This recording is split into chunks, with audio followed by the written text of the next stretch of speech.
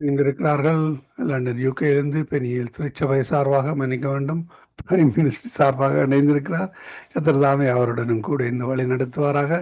புதிய நாளிலும் புதிய வார்த்தைகளோடு, புதிய அபிஷேகத்தோடு, புதிய வெளிப்பாடுகளோடு இணைந்திருக்கிற ஊழியரை வரவேற்போம். அவருடைய கையில் ஒப்புவிப்போம். அவருக்கு மாலை வணக்கங்களை கூறுவோம், வாழ்த்துவோம், வரவேற்போம். சபை காரியங்கள், குடும்ப காரியங்கள், ஊழிய காரியங்கள் ஒவ்வொன்றிலும் கர்த்தருடைய கரந்தானே கூட இருந்து வழி நடத்துவாராக. நாங்கள் இந்த வேளையிலும் ஊழியர் பாஸ்டர் ஆண்டனி சில்லை இப்ராஹிம் அவர்களை வரவேற்றுக் கொண்டு அவரிடம் ஒப்படைப்போம். மைக்கை எடுத்து விடுங்க பாஸ்டர். கர்த்தர் தாமே உங்களுடன் கூட இருந்து வழி நடத்துவாராக. ஆமேன். மைக் ஓஃபில் இருக்கு pastor. Praise lord. Praise the Lord. Amen. உங்களிடம் ஒப்படைக்கிறோம், வழி நடத்துங்க pastor. God bless you. Amen. Amen. இயேசு கிறிஸ்துவின் இணையற்ற நாமத்தினால் உங்கள் அனைவரையும் வாழ்த்தி வரவேற்கிறேன். கர்த்தர் நல்லவர், நமக்காக யாவற்றையும் செய்து முடித்திருக்கிறார். ஆமென். இன்றைய நாளிலும் அவருடைய வார்த்தையை விசுவாசிப்போம். விசுவாசிக்கும் பொழுது தேவனுடைய, மனுஷருடையது அல்ல, தேவனுடைய மகிமையை, தேவனுடைய விடுதலையை, தேவனுடைய ரட்சிப்பை, தேவனுடைய உயிர்த்தெழுதலை நம்முடைய வாழ்க்கையிலே நம் மூலமாய் மற்றவருடைய வாழ்க்கையிலே காண்போம். ஆமேன். ஜெபம் பண்ணுவோம்.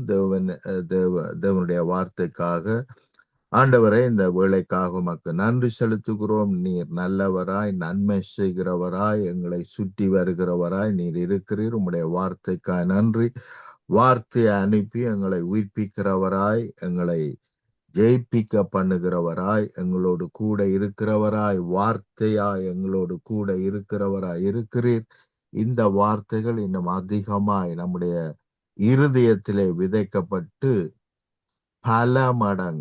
பல மடங்காய் பலுகி பெருகட்டும், இயேசுவின் இணையற்ற நாமத்தினால். ஆமென். பிரியமானவர்களே, நேற்றைய நாளிலும் கூட நாங்கள் பார்த்தோம், தேவன் நமக்கு துக்க செய்தியை வைக்கவில்லை, தேவன் நமக்கு வைத்திருப்பது நற்செய்தி. ஆமேன்.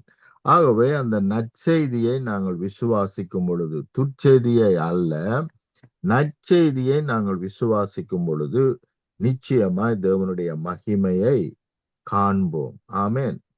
அப்ப விசுவாசத்துலதான் எல்லாமே இருக்கு என்று சொல்லி நாங்கள் பார்த்தோம். தேவன் நமக்கு எல்லாவற்றையும் நன்மையாய் மாற்றி விட்ட பிறகு, எல்லாம் முடிந்தது என்று சொன்ன பிறகு, நாங்கள் அவருடைய நற்செய்தியை செய்து முடித்ததை நாங்கள் விசுவாசிக்க வேண்டுமே அல்லாமல்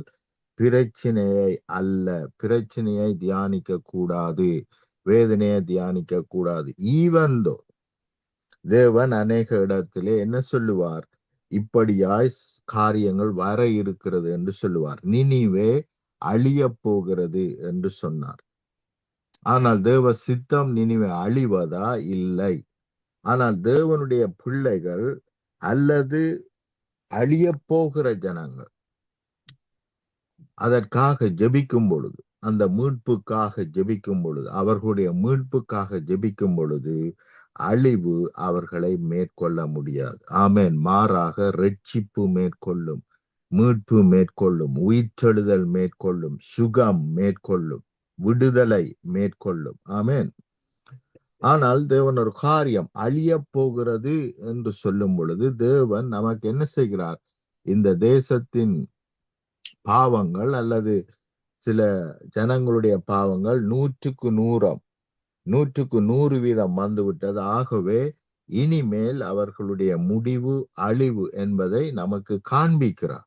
ஆனால் அதுவா தேவ சித்தம் என்று நீங்கள் பார்ப்பீர்களானால் இல்லை.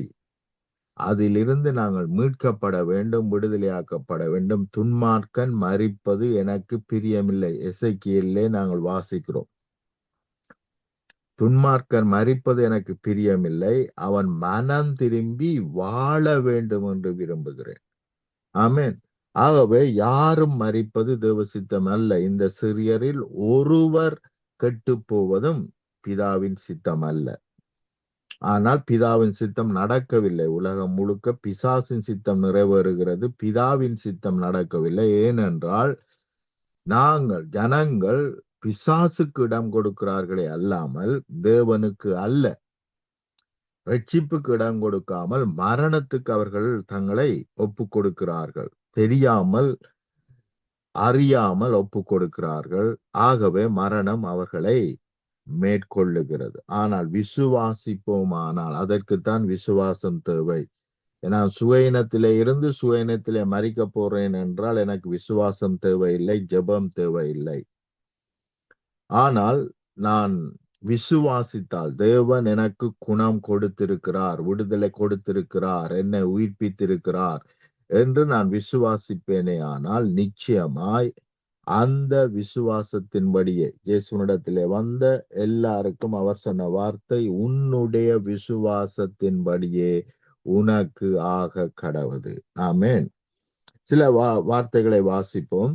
ரோமர் 14 அதிகாரம் 22, 23 வசனங்களை நான் உங்களுக்காக வாசிக்கிறேன்.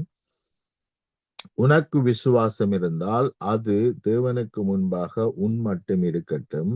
நல்லதென்று நிச்சயித்த காரியத்தில் தன்னை குற்றவாளி ஆக்காதவன், கவனியுங்கள், குற்றவாளி ஆக்காதவன், தேவன் நல்லது என்று நியமித்த காரியத்திலே தன்னை குற்றவாளி ஆக்காதவன். அப்ப மிகவும் முக்கியம், தேவனுடைய சித்தம் என்ன, தேவன் என்னத்தை செய்து முடித்தார், இவைகளை எல்லாம் நாங்கள் அறிந்து கொண்டால் நாங்கள் எங்களை குற்றவாளி ஆக்க மாட்டோம். அல்லது யாராவது நம்மை குற்றவாளி ஆக்கினால் அதற்கும் இடம் கொடுக்க மாட்டோம். இன்னொரு வசனத்தை நான் உங்களுக்கு வாசித்து காண்பிக்கிறேன். எடுப்போம். ரோமர் 8 அதிகாரத்திலே 1 வசனத்தை நான் உங்களுக்கு வாசிக்கிறேன். ஆனபடியினால் கிறிஸ்து இயேசுவுக்கு உட்பட்டவர்களாயிருந்து மாமிசத்தின்படி என்றால் எங்களுடைய சுய எண்ணத்தின்படி, சுய சித்தத்தின்படி அல்லது சுய அறிவின்படி நடவாமல் ஆவியின்படியே, வார்த்தையின்படியே, இயேசு கிறிஸ்துவனுடைய வார்த்தையின்படி நடக்கிறவர்களுக்கு, இன்னொரு விதத்திலே சொல்ல போனால் அந்த வார்த்தையை விசுவாசிக்கிறவர்களுக்கு ஆக்கினை தீர்ப்பில்லை. அல்லேலூயா. ஆகவே பிரியமானவர்களே, மிக அவசியம், எங்களுக்கு என்ன வர வேண்டிய அவசியம் இல்லை. தேவனை நாங்கள் விசுவாசிக்கும் பொழுது எங்களுடைய ஆக்கினை அவர் மேல் வந்தது, எங்களுடைய பாவம் அவர் மேல் வந்தது, எங்களுடைய சாபம் அவர் மேல் வந்தது, எங்களுடைய நோய்கள், நொடிகள், தடைகள், தாமதங்கள், பில்லி சூனிய கட்டுக்கள், பிசாசின் கிரிகள் எல்லாம் அவர் மேல் வந்தபடியினால் நாங்கள் விடுதலை ஆக்கப்பட்டோம். ஆமென். இதை நாங்கள் விசுவாசிக்கும் பொழுது இந்த வருஷத்திலே நிச்சயமாய் ஜெயம் கொள்ளுகிறவர்களாய் இருப்போம். ஜெயிக்கப்படுகிறவர்களாய் அல்ல, பிசாசினால், வேதனையினால், துன்பத்தினால் ஜெயிக்கப்படுகிறவர்களாய் அல்ல, அவற்றையெல்லாம் ஜெயம் கொண்டு வாழுகிறவர்களாய் நாங்கள் இருப்போம். அப்ப கவனியுங்கள், தன்னை குற்றவாளி ஆக்காதவன் பாக்கியவன். ஆனால் அநேக வேளைகளிலே, அநேக இடங்களிலே, நீ குற்றவாளி, நீ அப்படி செய்கிறாய், நீ இப்படி செய்கிறாய், நீ அதனால் நீ பாவி என்ற சத்தம்தான் கேட்கிறது.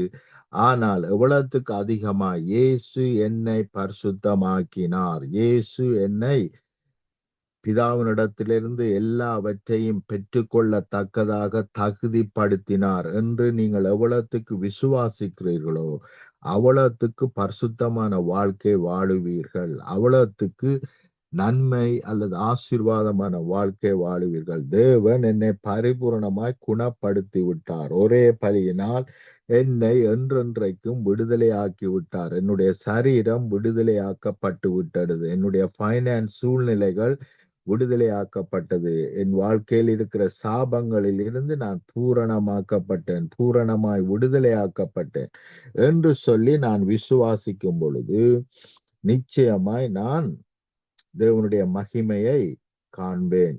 அப்ப தன்னை குற்றவாளி ஆக்காதவன், நான் குற்றவாளி, நான் பாவி என்று பார்க்காமல், என்னுடைய கிரியை பார்க்காமல், மாறாக அவருடைய கிரியை நான் பார்ப்பேனானால் பாக்கியவான்.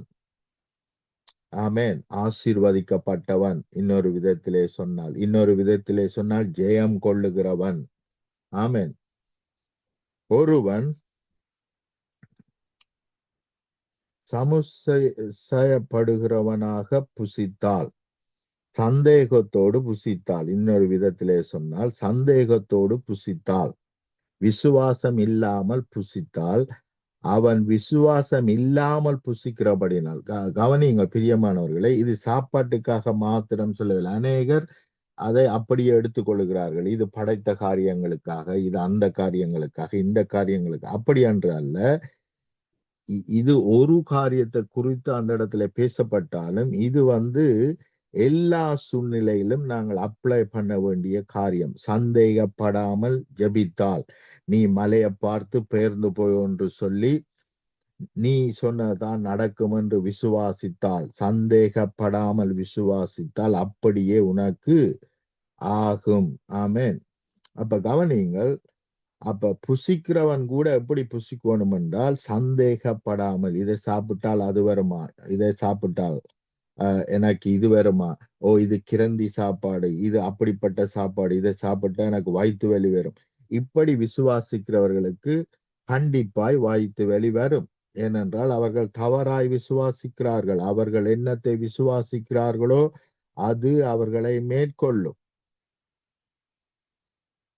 அவன் விசுவாசம் இல்லாமல் புசிக்கிறபடினால் நியாய ஆக்கினைக்குள்ளாக தீர்க்கப்படுகிறான். அப்ப ஆக்கினை தீர்ப்பு யாருக்கு வருகிறது? விசுவாசம் இல்லாதவர்களுக்கு. தேவனை சரியாக புரிந்து கொள்ளாமல், அவர் செய்து முடித்தவைகளை விசுவசிக்காமல் தங்களுடைய சுய கிரிகையை நம்புகிறவர்களுக்கு ஆக்கினை தீர்ப்பு வருகிறது.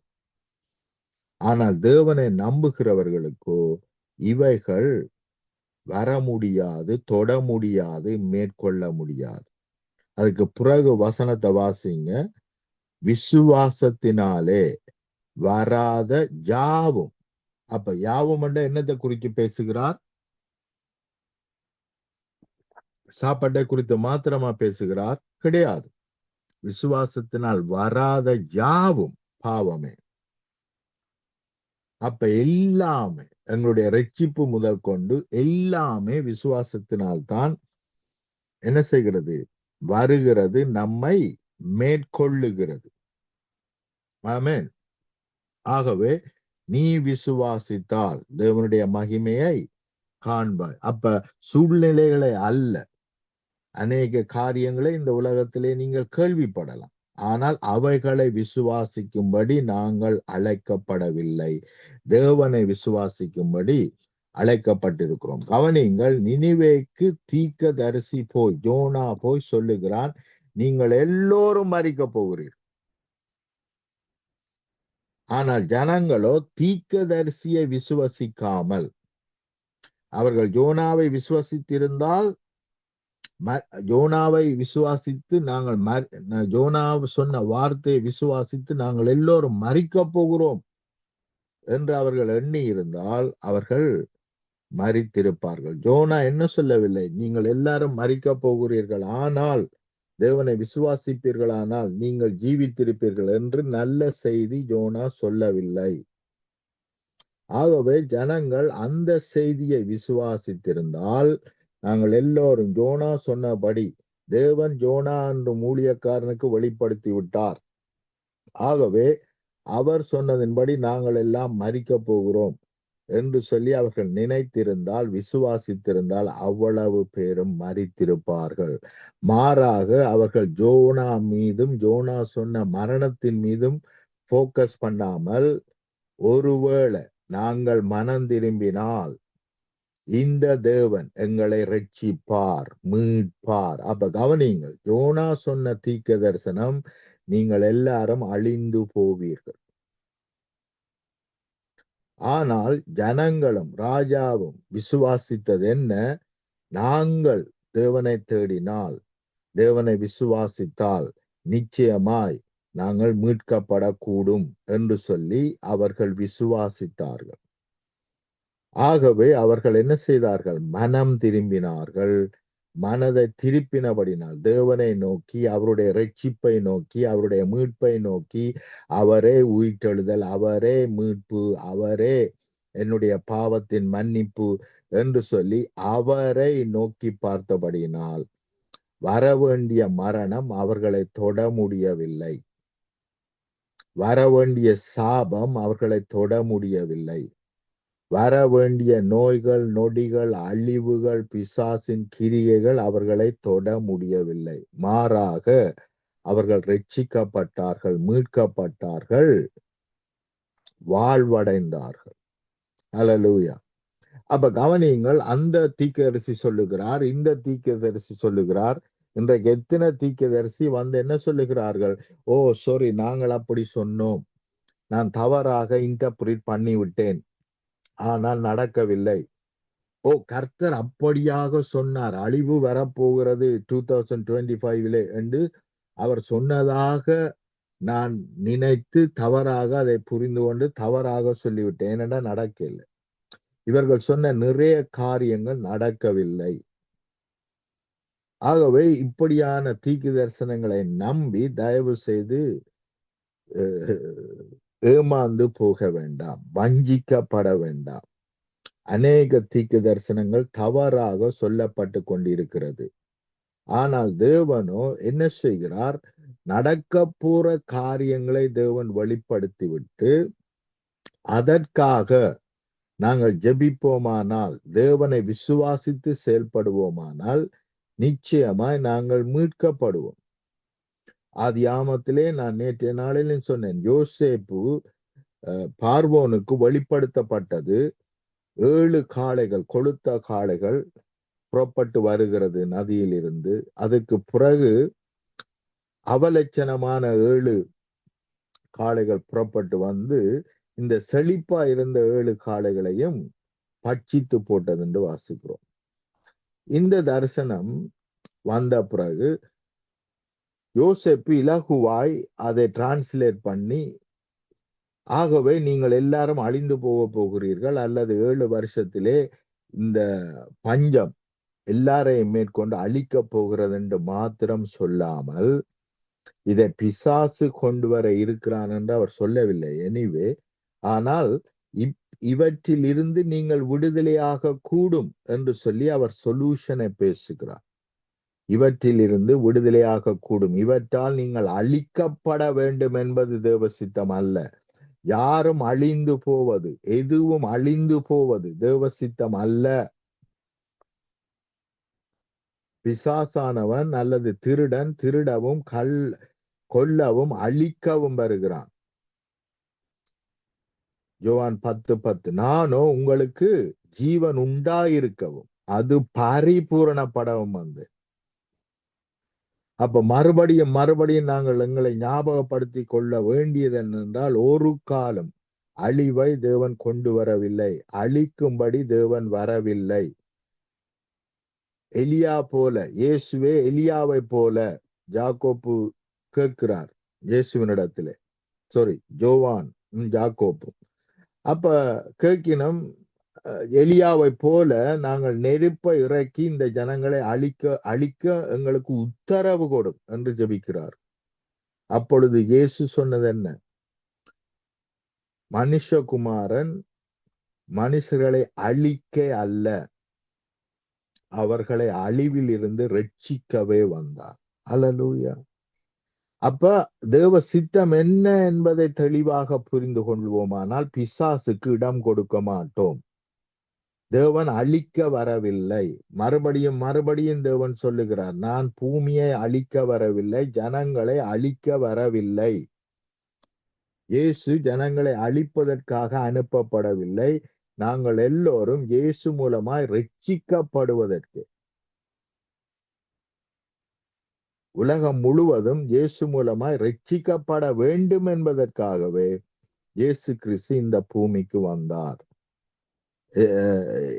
மறுபடியும் நாங்கள் வாசித்து பார்ப்போமானால், யோவான் 3, இவைகள் தான் தேவ சித்தம். இதை தயவு செய்து இவைகளை எழுதி வையுங்கள். 3ஆம் அதிகாரம் 16ஆம் 17ஆம் வசனத்தை வாசிப்போமானால், யோவான் 3ஆம் அதிகாரம் 16ஆம் 17ஆம் வசனங்களை வாசித்து பார்ப்போமானால் தேவ சித்தம் என்ன என்பது நமக்கு புரியும். தேவன் தம்முடைய ஒரே பேரான குமாரனை விசுவாசிக்கிறவனவனோ அவன் கெட்டு போகாமல், அவன் அழிந்து போகாமல், அவன் பிரச்சினை, வேதனை, துன்பம், கவலை, கண்ணீர் என்று சாபத்துக்குட்படாமல் நித்திய ஜீவனை அடையும்படிக்கு அவரை தந்திரளி இவ்வளவாய் உலகத்தில் அன்பு கூர்ந்தார். உலகத்தை ஆக்கினைக்குள்ளாக தீர்க்கும்படி தேவன் தம்முடைய குமாரனை உலகத்தில் அனுப்பாமல் அவராலே உலகம் ரட்சிக்கப்படுவதற்காகவே அவரை அனுப்பினார். அவரை விசுவாசிக்கிறவன் ஆக்கினைக்குள்ளாக தீர்க்கப்படான். அப்ப எந்த ஒரு தீங்கு நம்மை நமக்கு கிட்ட வர முடியாது, தீங்கு நமக்கு நேரிட முடியாது, அணுக முடியாது, பொல்லாப்பு நமக்கு நேரிட முடியாது, வாதை நம்முடைய கூடாரத்துல வர முடியாது. அவரை விசுவாசிக்கிறவன் ஆக்கினைக்குள்ளாக தீர்க்கப்படான். விசுவாசியாதவனோ அவனுக்கு தான் பிரச்சனை. தேவனுடைய ஒரே போரான குமாரனுடைய நாமத்தில் விசுவாசம் உள்ளவனாய் இராதபடியினான் அவன் ஆக்கினைக்குள்ளாக தீர்க்கப்படுவான் அல்ல, தீர்க்கப்பட்டாயிற்று. நிச்சயமாய் அவனுக்கு ஆக்கினை வரும். அப்ப இவற்றை நாங்கள் அறிந்து கொள்ள வேண்டும். தேவ சித்தம் என்ன? தேவனை விசுவாசிக்கிறவர்களுக்கும் உலகத்துக்கும் ரெண்டுக்குமே ஒரே பதில் தான், ஒரே ரிசல்ட் தான் வரப்போகுது என்றால் நாங்களே தேவனை விசுவாசிக்க வேண்டும் பிரியமானவர். ஆகவே நாங்கள் தேவனை விசுவாசிப்போமானால் தேவனுடைய மகிமை நிச்சயமாய் மேற்கொள்ளும். ஆமென். அப்ப தவறான செய்திகள் அழிய போகிறது, அங்கே அழிவு வருகிறது, இங்கே இவைகளை கேட்கும் பொழுது தயவு செய்து பயப்பட வேண்டாம். மாறாக நான் விசுவாசிக்கிறபடினால், தேவன் என்னோடு இருக்கிறபடினால், என் பக்கத்தில் 1000 என் வலது புறத்தில் 10,000 விழுந்தாலும் அது என்னை அணுக முடியாது, தொட முடியாது. மாறாக நான் ஜெபிக்கும் பொழுது அங்கே அற்புதங்கள் அதிசயங்கள் நடக்கும். ஜனங்கள் பாதுகாக்கப்படுவார்கள், விடுதலையாக்கப்படுவார்கள். ஆமென். ரோமர் 1 அதிகாரம் 16 17 வசனத்தை நான் வாசிக்கிறேன். கிறிஸ்துவின் சுவிசேஷத்தை குறித்து நான் வெட்கப்படேன் என்றால் கிறிஸ்துவினால் வந்த நற்செய்தி, துட்செய்தி அல்ல, நற்செய்தியை குறித்து நான் வெட்கப்படேன். முன்பு யூதரிலும் பின்பு கிரேக்கரிலும் விசுவாசிக்கிறவன் அவனோ அவனுக்கு ரட்சிப்பு உண்டாவதற்கு அது தேவ பலனாயிருக்கிறது என்று தேவ பலன் என்றிருக்கிறது. ஆங்கிலத்திலே பவர், வல்லமை ஆயிருக்கிறது. அது தேவனுடைய வல்லமை. நான் விசுவாசிப்பேன், ஆனால் தேவனுடைய வல்லமை என்னை விடுவிக்கிறது, தேவனுடைய வல்லமை என்னை உயிர்ப்பிக்கிறது, தேவனுடைய வல்லமை என்னை புதுப்பிக்கிறது, தேவனுடைய வல்லமை என்னை கட்டுகிறது, நாட்டுகிறது. ஆமென். விசுவாசத்தினாலே நீதிமான் பிழைப்பான். கவனிங்கள், பிழைப்பான், சாவான் அல்ல. விசுவாசித்து செத்து போவான் அல்ல. விசுவாசத்தினால் அவன் பிழைத்திருப்பான் என்றால் எந்த தீங்கும் அணுக முடியாது, அவனை மேற்கொள்ள முடியாது. ஆமென். எந்த நோயும் அவனை மேற்கொள்ள முடியாது. அப்ப இதை நான் விசுவாசிக்க வேண்டும். விசுவாசத்தினாலே நீதிமான் பிழைப்பான், வாழ்ந்திருப்பான், ஜீவித்திருப்பான், ஜெயித்திருப்பான். ஆமென் என்று எழுதியிருக்கிறபடி விசுவாசத்தினால் உண்டாகும் தேவ நீதி, இதுதான் தேவ நீதி. நீங்கள் தேவனுடைய கிரிகையை விசுவாசித்தால் தேவ கிரிகை வேலை செய்யும், மேற்கொள்ளும். தேவனுடைய மகிமையை காண்போம். தேவனுடைய மகிமையை காண்பதற்கு நாங்கள் செய்ய வேண்டிய கிரிகை என்ன? விசுவாசித்தால் தேவனுடைய மகிமை, தேவனுடைய வல்லமை, தேவனுடைய உயிர்த்தெழுதல் என்ன செய்யும்? நாறுகிற சூழ்நிலையிலும் நம்மை மேற்கொண்டு லாசரு போன்ற சூழ்நிலையில் இருக்கிறவர்களை மறுபடியும் உயிர்ப்பிக்கும். ஆமென். விசுவாசத்தினால் உண்டாகும் தேவநீதி விசுவாசத்துக்கென்று அந்த சுவிசேஷத்தினால் வெளிப்படுத்தப்படுகிறது. அப்ப சுவிசேஷம் என்பது குட் நியூஸ். இந்த குட் நியூஸ் எங்கிருந்து வருகிறது? தேவனை விசுவாசித்தால் நீ தேவனுடைய மகிமையை காண்பாய், மீட்பை காண்பாய், ரட்சிப்பை காண்பாய். ஆமென். அப்ப இப்படியாகத்தான் விசுவாசம் கிரியை செய்கிறது. தேவன் சில தீமையான காரியங்கள் நடக்க போகிறது என்று நமக்கு காண்பிக்கலாம். ஆனால் அதற்கு விரோதமாய் நாங்கள் ஜெபிக்கும் பொழுது அவைகள் நம்மை மேற்கொள்ளாது. வாசித்து பாருங்கள், எலியாவை வாசித்து பாருங்கள், எலிசாவை குறித்து வாசித்து பாருங்கள். எத்தனை பிரச்சனைகள் அவர்களிடத்திலே வந்தது. ஆனால் அவர்கள் அவற்றை என்ன செய்தார்கள்? சிம்பிளாக, சாதாரணமாக மாற்றி போட்டார்கள்.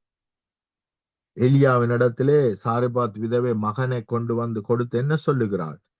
நான் பாவி என்பதை எனக்கு நினைவுபடுத்தவா நீ என்னுடைய வீட்டுக்கு வந்தாய்? என்னுடைய பிள்ளை செத்து போயிற்று என்று சொன்ன பொழுது அந்த இடத்துல நாங்க இருந்திருப்போம். ஆனால் பாவியே, சாரபாத் விதவையே, நீ பாவி, நீ மனம் திரும்பு என்று நாங்க சொல்லி இருப்போம். ஆனால் அந்த இடத்துல எலியா எதுவும் பேசாமல் பிள்ளை எங்கே என்று கேட்டு அங்கே போய் அவன் உயிர்த்தெழும்பும்படி ஜெபம் பண்ணி அவனை உயிர்த்தெழ பண்ணி அவனை மறுபடியும் தாயிடத்திலே கொண்டு வந்து சேர்க்கிறான். அப்பொழுது அந்த விதவை சொல்லுகிறாள், இப்பொழுது இப்பொழுது எனக்கு தெரியும், நீரே மெய்யான தேவனுடைய ஊழியக்காரன். அப்ப ஊழியக்காரன் என்பவன் யார்?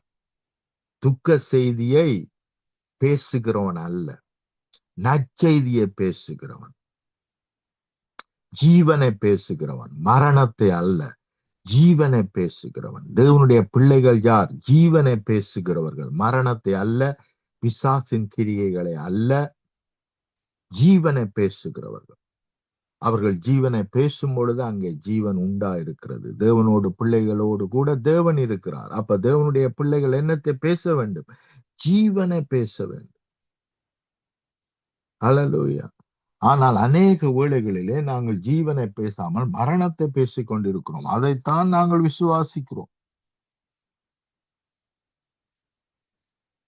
ஜீவனை விசுவாசிக்காமல் மரணத்தை நீங்கள் விசுவாசிக்காமல் இருந்தாலும் மரணம் மேற்கொள்ளும்.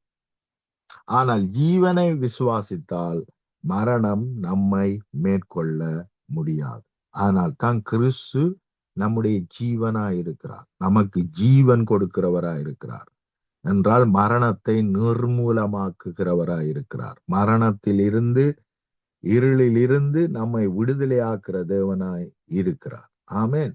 அப்ப இவைகள் நம்ம எப்படி வந்து வேலை செய்யும்? இது ஆட்டோமேட்டிக்காய் வேலை செய்யாது. இதை விசுவாசித்தால் மாத்திரமே நாங்கள் தேவனுடைய மகிமையை காண்போம். அப்ப ஏன் நாங்கள் அதிகமாய் வேதத்தை தியானிக்க வேண்டும் என்றால் அப்பொழுதுதான் நமக்கு விசுவாசம் பெருகும். இங்கே தேவன் இப்படி செய்திருக்கிறார், அங்கே அப்படி செய்திருக்கிறார் என்று நாங்கள் வாசிக்க வாசிக்க வாசிக்க நமக்குள்ளே விசுவாசம் பெருகும். தேவ சித்தம் என்ன என்பதை தெளிவாக நாங்கள் அறிந்து கொள்ளலாம்.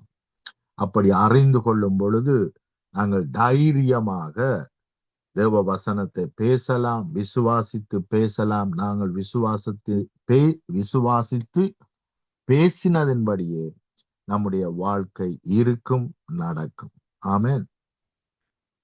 இன்னும் சில வார்த்தைகளை நான் உங்களுக்கு வாசிக்கிறேன். பின்னும் கர்த்தர் சீமோனே, அதை நீங்கள் லூக்கா புத்தகம் 31ஆம் அதிகாரத்தில் இருந்து 22வது அதிகாரம் 31வது வசனத்திலிருந்து நான் வாசிக்கிறேன். அதற்கு